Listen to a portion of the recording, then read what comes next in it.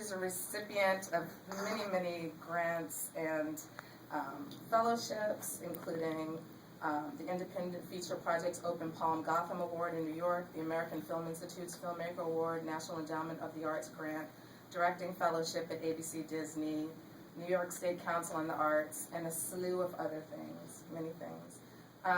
She's lectured across the United States at universities and colleges, such as Barnard, Portland State, Wellesley, Tulane, and she has appeared in many publications such as the New York Times, Washington Post, Essence, Rolling Stone, New York Magazine, and has appeared on Entertainment Tonight.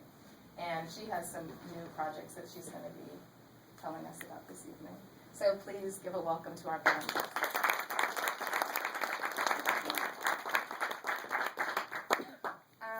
So just jumping right in, let's try to put the film in historical context. And you talked a little bit about it in your introduction when you were like, you know, this was kind of an answer to The Juices and The Boys in the Hoods and all these kinds of films that were out. So why do you think the film was received so generously? And this film just literally took you around the world. Can you just tell us a little bit about your experience 20 years ago? I'm looking back. It was interesting because when we went to a lot of the festivals, the audience was really shocked by Chantel's desire to become a doctor. And the fact that she was a young woman riding the subway and had an attitude and all this.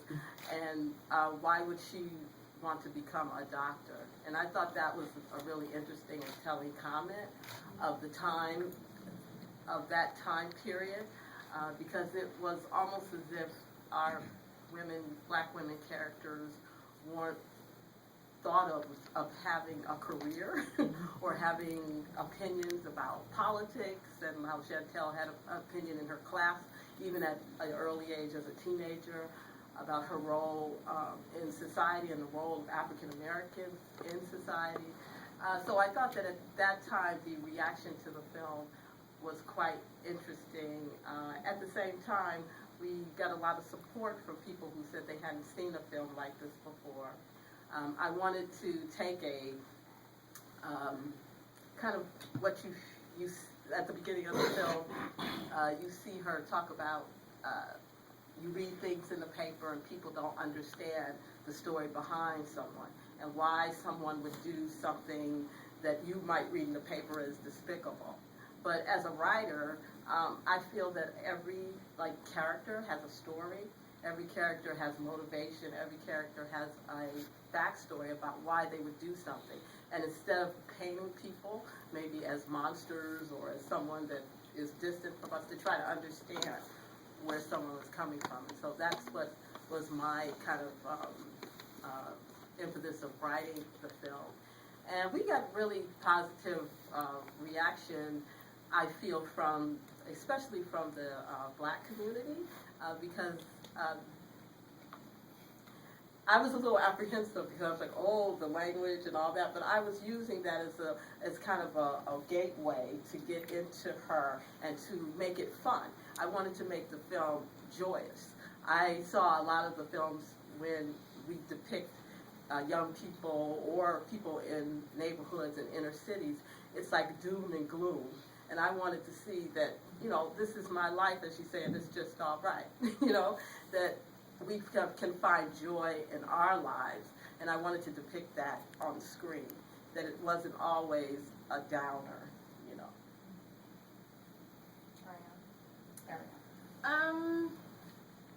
I agree. Because I think when I go back to the 90s, I don't remember any images.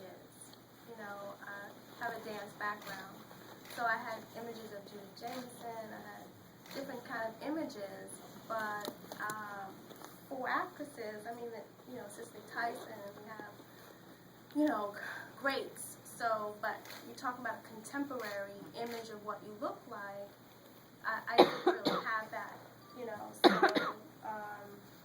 Leslie carried this baby for a while, just another girl in I.R.T. So by the time it came to me, via Tracy, this woman here is so instrumental bringing me on the project, I think I was teaching dance at Jackie Robinson Center, Yeah.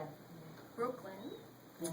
And she said, I'm casting something. I'm like, yeah, okay. You know, this is New York. Everybody's doing something, you know. So I said, okay. You know, so we went down, auditioned.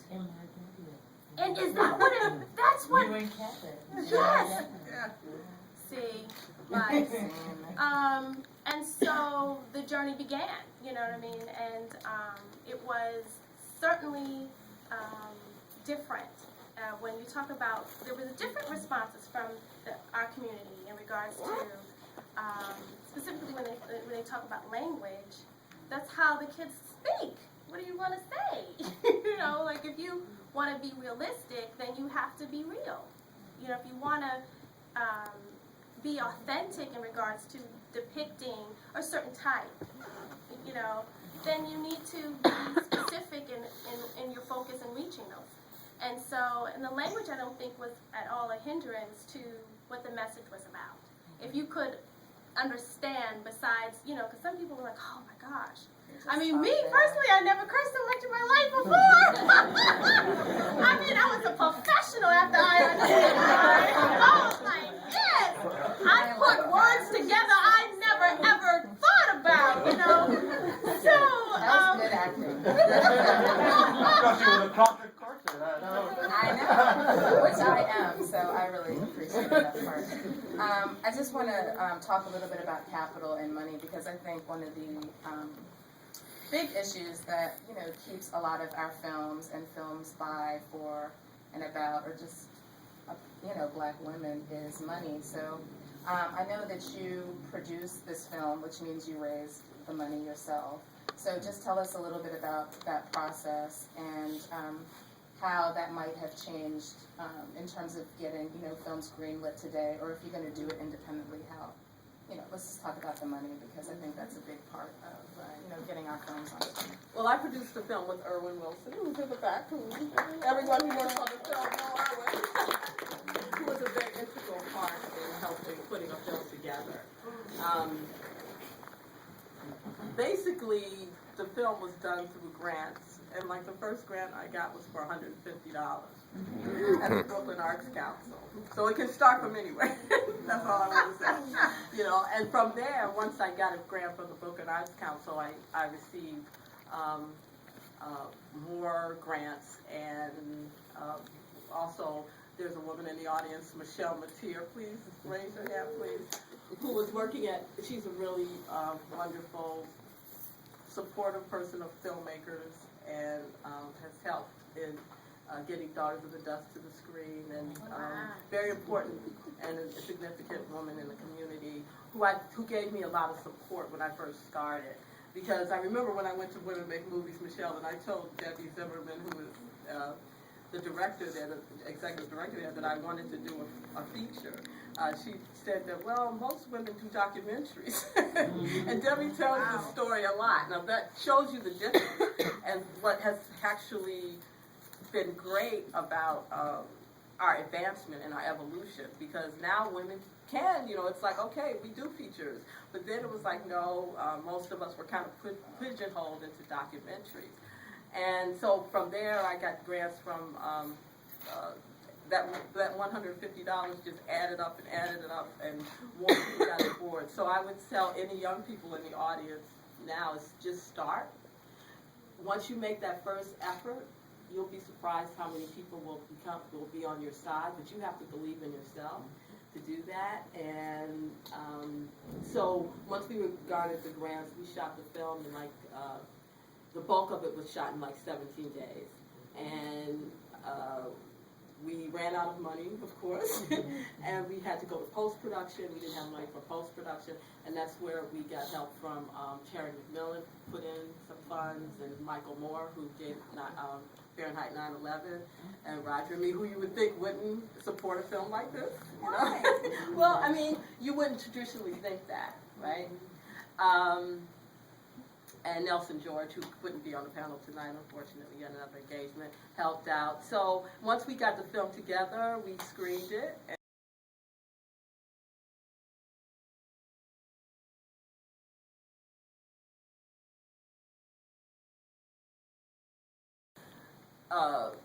we had pretty good equipment because we're supported by Camera Service Center. But I remember Erin and I was talking about this when we were on the Brooklyn Bridge, the scene when Chantel tells Tyrone she's pregnant.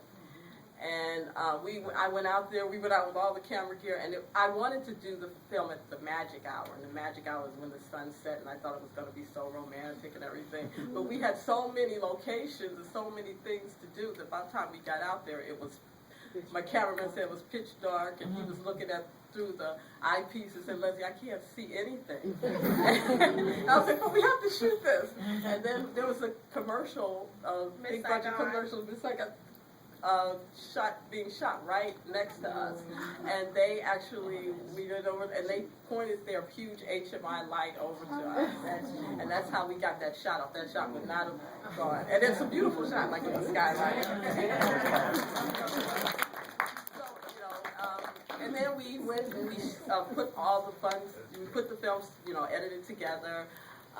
Really, I wanted to get support from other studios, like mini studios. I went to a mini studio, showed them the script, and they said, well, if you make Tyrone, he has a Jeep and he has money, why don't you make him a drug dealer and then maybe support the film. And so I said, no, and I said, we're going to do this. And so that's why we had to do it on a smaller budget, because it's not just you don't have the money, it's also what you want to say. And I think that that's important even today when we look at films. What are we looking at, and what are our images, and are we behind the camera? Are we directing the film? Every time we go into a film, we should ask ourselves that. And I think that's important because, sure, there's a lot of different stories to be told, but I think that there's really a lack of our stories that have been told, and Black women in particular. Out of the slave area. So. Pardon?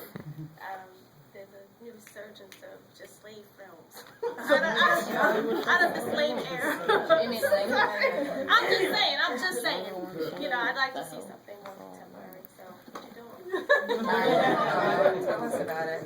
So I guess, that's a good segue into, everyone knows the Oscars were announced today, or the Oscar nominations were announced today, and several films with Black people in them, including Lincoln is about slavery, so that's not the case. But Django Unchained has a Black lead, and Beast of the Southern Wild also does. And there's a bit of controversy around this, and we've talked a little bit about this, you and I, Leslie, but what do you think about, the controversy? There's this notion, and we disagree a little bit about this, that others can't tell our story. So is there ever a time when someone who is not African American can tell our story? When is that okay? And I guess, just for a full, point of disclosure, I think that kind of boxes us in, because then what happens if a Black woman at some point wants to tell the story about someone else? And I think that Spike Lee, some of his films, like 25th Hour, and another one, are some of his best, and maybe it's because he's not encumbered by race. So I guess the question I would ask you too is there ever, or the Help, that got a lot of controversy, is there ever a time or a place when others can tell our story effectively, where we won't be kind of out of sorts about it? Well, I think we have been left out of the Hollywood system for so long, Black people. And if I'm a real film buff, so I love all types of films. How I got really interested in film was my mother loved films. She loved films about Dorothy Dandridge, but she also loved the Betty Davis, the old black and white films, and I would sit there and watch them with her. My brothers loved film, but they liked more avant-garde and foreign films. Now, I grew up in Cleveland in Ohio. You say, what inner city, why would kids do that? It's almost similar when they were asking, why would Chantel be a doctor? I mean, they loved those films, and I used to go to films when I was young, like Kurosawa and Fellini films. So I kind of grew up really loving movies.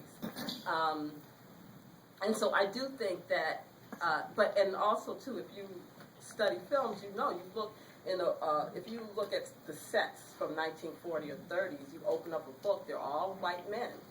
there aren't even women hardly on the set. Even though there were women out there, you didn't really see them a lot on the set. And, you know, there were filmmakers like Dorothy Azar, who was a woman, and Ida Lupino, who was an actress and a director, but they were few and far between. So I feel that we still have such a long way to go in telling our stories, that when you see a film like Lincoln, I was like, where's Frederick Douglass?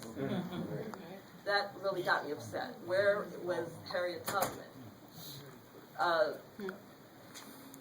And the way the film was kind of depicted, where the African American characters were kind of marched in and tagged at the front with the soldier, and then at the end, it didn't seem to me. I mean, there's a film that deals with slavery, and you don't talk about Frederick Douglass. So I think that it kind of dovetails with what you're saying, is that if we aren't behind the camera, if we aren't writing the stories, we can be left out, as we were forgotten in Lincoln. See, and with my experience, Leslie Harris, she was the only African American director that I worked with. She was my first, and then afterwards, that was it. You know. So predominantly my work was with, white men, and their view of what it is that we do is different.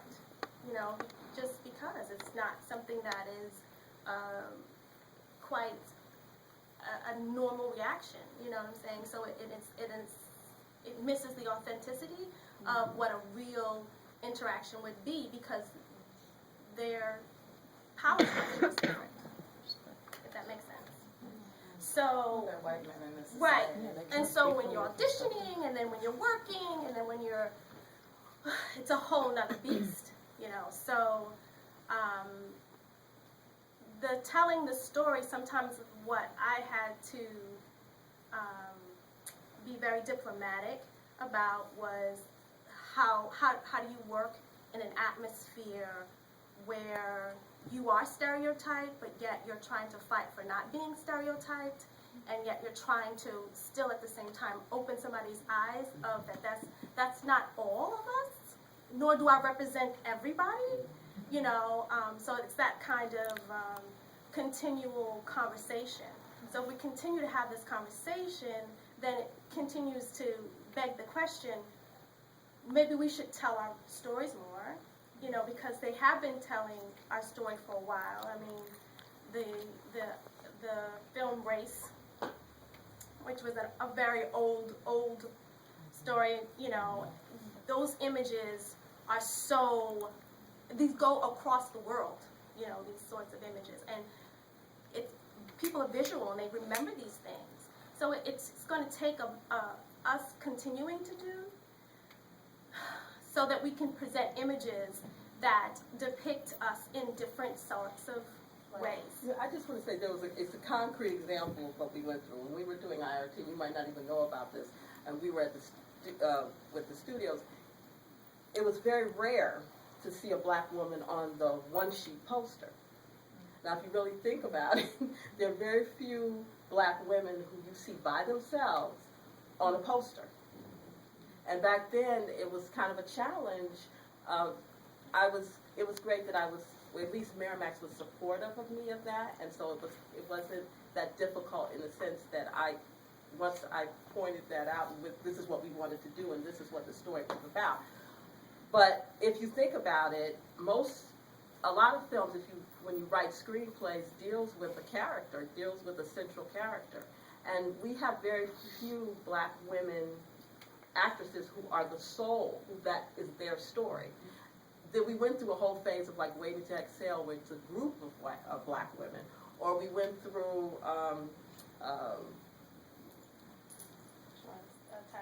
Tyler Perry's movies, where there's a group of black women. But to have your own story told, we're still in the inception of that. And that point goes back to Scandal with Kerry Washington. I mean, that's the second.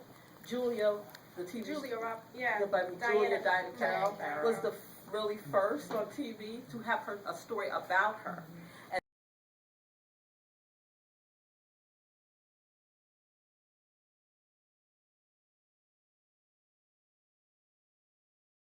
like a network show, and But they're very few they're and very far few between. and far between, and to get the notoriety too, and to get the budgets, a show with the budget behind you. So But I would dare say that's because a black woman, Shonda Rhimes, had success with Grey's Anatomy, and she had a track record. So then at some point, and then she did Chicago, another one, Private Practice. Yeah, so she had a track record. So finally, maybe now her third project, she can present a black woman, and she can write for a black woman who's complex and powerful and nuanced. I mean, it shows you like what the great thing Julie Dash did with Daughters of Dust to even get that film made is a phenomenal accomplishment and a historical piece. And then when you look at other films that like are out, there were filmmakers who came, Casey Lemons. I'm not the, and this is another thing that gets to me. Every time a black woman makes a film, she's like the first one. I mean, when Ava DuVernay made her film, they were like, oh, like she's the first one, and Gina Prince Blythe. I mean, it's a sad situation. Yeah. It's almost like the Hollywood doesn't recognize us. You know what I'm saying? That we're out here as diverse as they are, as the other directors are. And I think that we need to celebrate all the Casey Lemons and keep that in our sphere of thought, and not just forget about the history, our history of cinema.